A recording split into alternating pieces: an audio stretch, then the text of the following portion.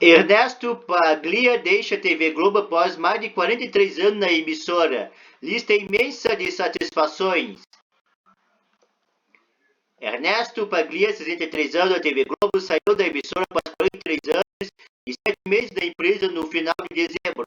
Em comemoração aos 50 anos do Globo Repórter, ele deixou pronto um especial para agosto do ano que vem.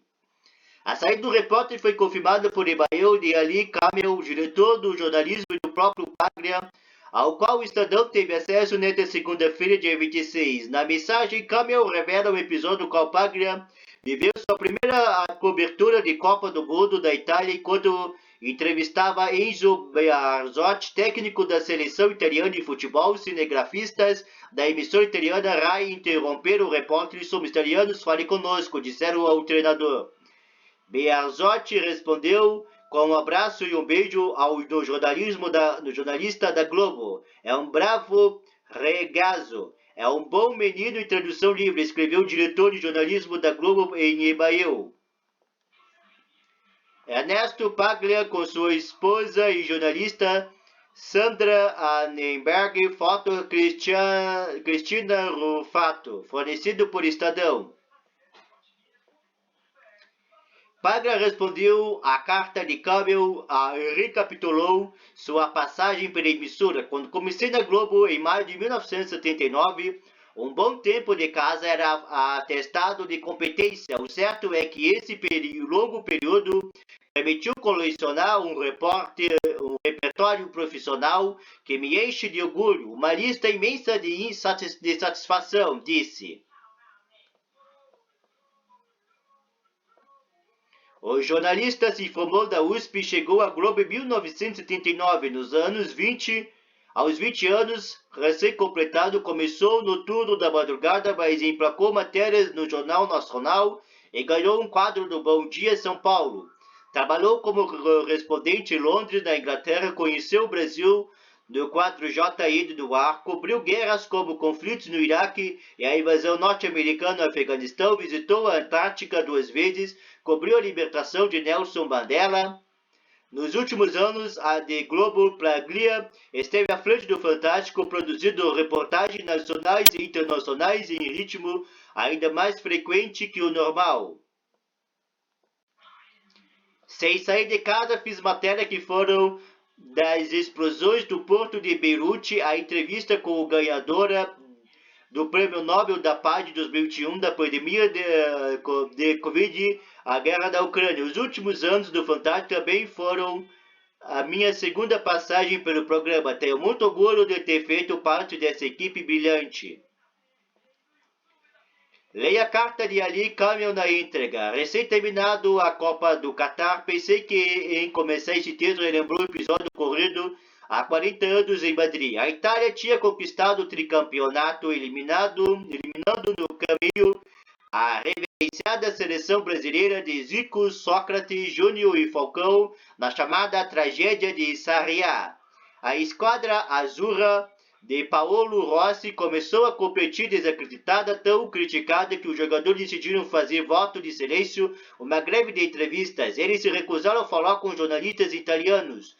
O jovem repórter da TV Globo, fluente italiano, tinha sido escalado para acompanhar desde os primeiros treinos. O time comandado pelo técnico Enzo Bearzot foi ganhando confiança e conseguindo furos que encheram de inveja os colegas europeus. No dia 11 de julho, quando a Itália venceu a Alemanha e levou a taça do Tri, nosso repórter foi interrompido de forma rude durante uma entrevista com Bearzot. Somos italianos, não fale conosco, disseram o cinegrafista de Rai com arrogância. Bearzot respondeu com um abraço e um beijo ao jornalista da Globo. É um bravo regazo. Aquele jovem repórter era Ernesto Paglia.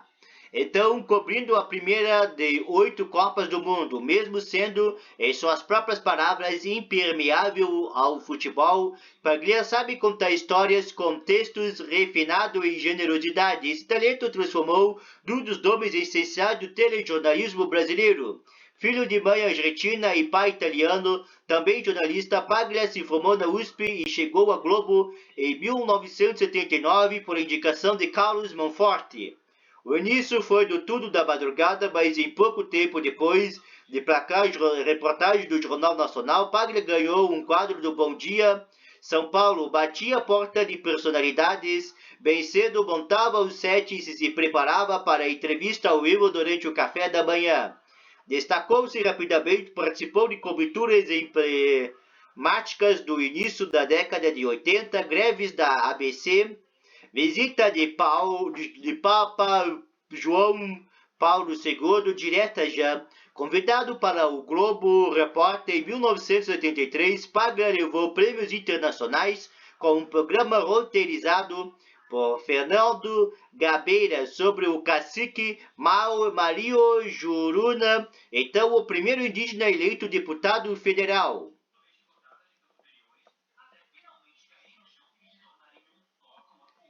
Foi correspondente em Londres 2 vezes, a primeira delas em 1986 e a 1989, numa época de grandes transformações no cenário geopolítico. Gravou com líderes mundiais como Gorbachev e Margaret Thatcher. Acrescentou ao currículo jornalismo de guerra com reportagem no Iraque durante o conflito sangrento com o Irã.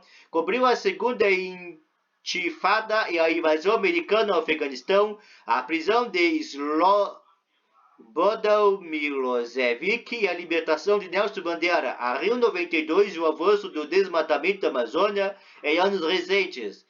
Nas últimas 4 décadas, o público brasileiro se acostumou a ser bem informado por Ernesto Paglia, sempre com inteligência e sensibilidade. Viajou pelo Brasil de ponta a ponta no quadro Jornal do JN no ar, concebido por mim e Gibi durante as eleições de 2010, em busca do que melhor e pior da cidade podia oferecer. Os destinos eram definidos por sorteio, uma cidade diferente a cada dia, o que impedia prefeitos e governadores de fazer maquiagens de última hora.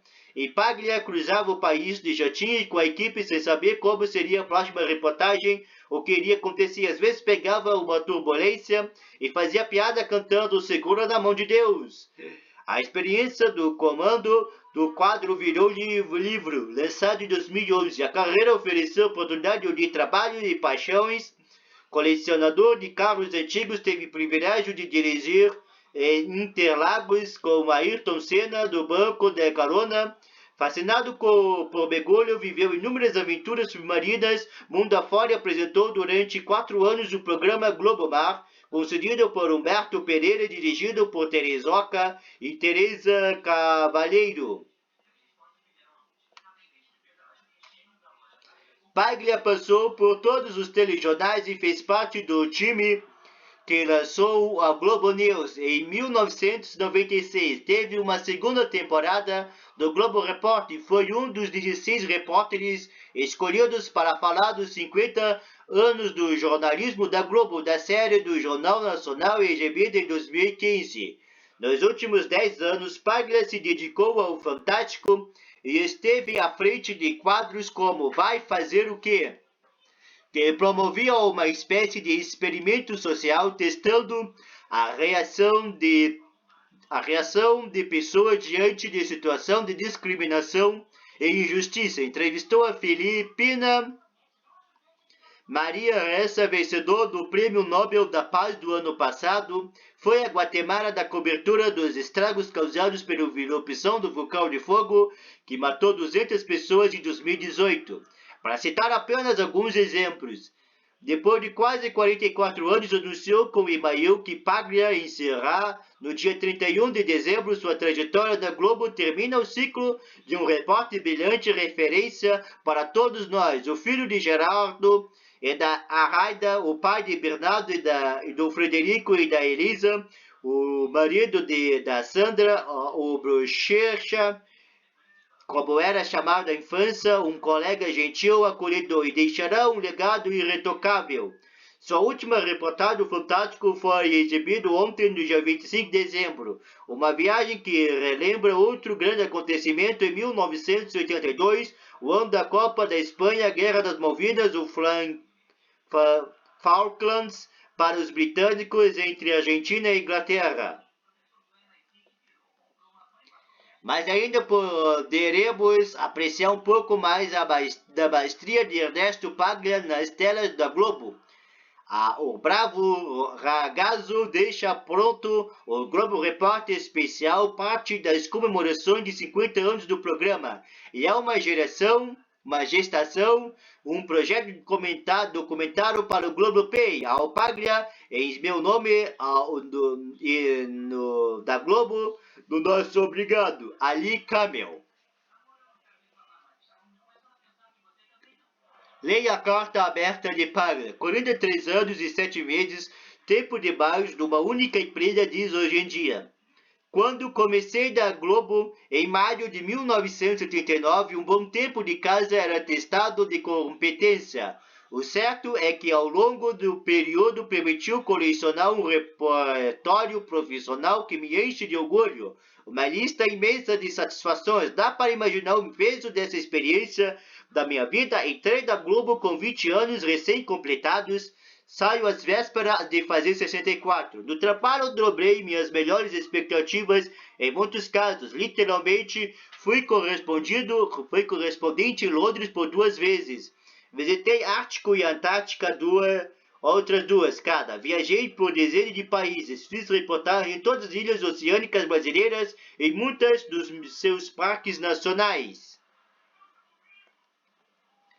Perdi a conta das missões complexas que ajudei a destrinchar, citando de memória a libertação de Nelson Mandela de 1990 na África do Sul, do interior da Inglaterra, a primeira entrevista de Ayrton Senna como piloto da Fórmula 1, 9 anos depois, em Interlagos, a sua última participação de uma matéria de TV. Cobri todas as visitas de papas ao Brasil e mais algumas fora do país. Trabalhei em 8 Copas e 4 Olimpíadas. Entrevistei Shimon Peres, Kofi Annan, Paul Krugman, Tim Berners-Lee, Tim Burton, Ney Mato Grosso, Maria Rita Cassaele, Cora Colarina, Gilberto Gil, Zubin Menta, Maurício Berjotti, Plácido Domingo, gravei com Margaret Thatcher, Mikhail Gorbachev, Fidel Castro, François Mitterrand, Helmut Kohl, até do João Paulo II consegui arrancar algumas reações de um tempo em que Papa não falava com a imprensa. Acompanhei o fim da ditadura militar, luta pelas diretas já, o Calvário de Tancredo, a volta da democracia às eleições e posse de José Sarney, Itamar Franco Fernandes Collor de Mello, Fernando Henrique Cardoso, Luiz Inácio Lula da Silva e Dilma Rousseff. Fora do Brasil, Pepe Mujica e Hugo Chávez, fiz documentários com Luiz Gonzaga e Mauro Juruna. Tive o privilégio de realizar milhares de matérias de destaque para todos os telejornais da Globo, até o fim.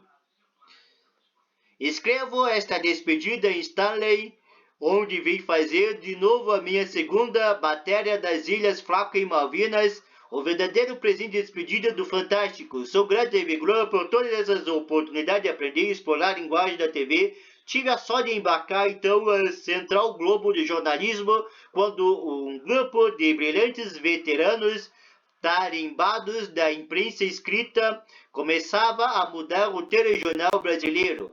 A conquista desse período está por trás da qualidade exibida até hoje. Ajudei a formatar o novo Globo Repórter quando o programa passou para a jurisdição do jornalismo.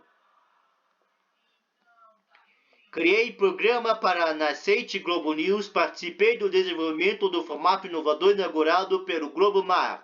Fiz a primeira entrada ao vivo na Antártica na TV brasileira, as primeiras participações via internet para o JE do Paquistão, no pós-11 de setembro. A Rede Globo sempre me tratou com grande correção. O melhor exemplo foram os 13 meses em que a empresa me permitiu trabalhar em casa durante a pandemia.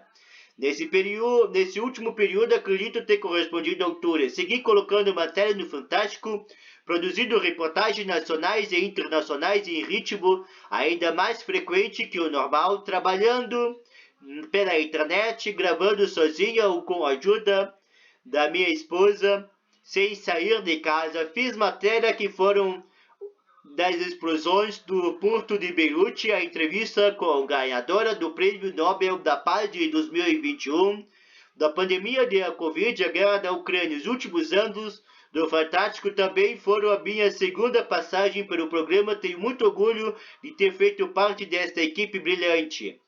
Nesta despedida do Globo, não posso deixar de agradecer às companheiras e companheiros que tanto me ensinaram, jornalistas, com quem compartilhei dias e noites de trabalho das redações de todos os programas para os quais produzi.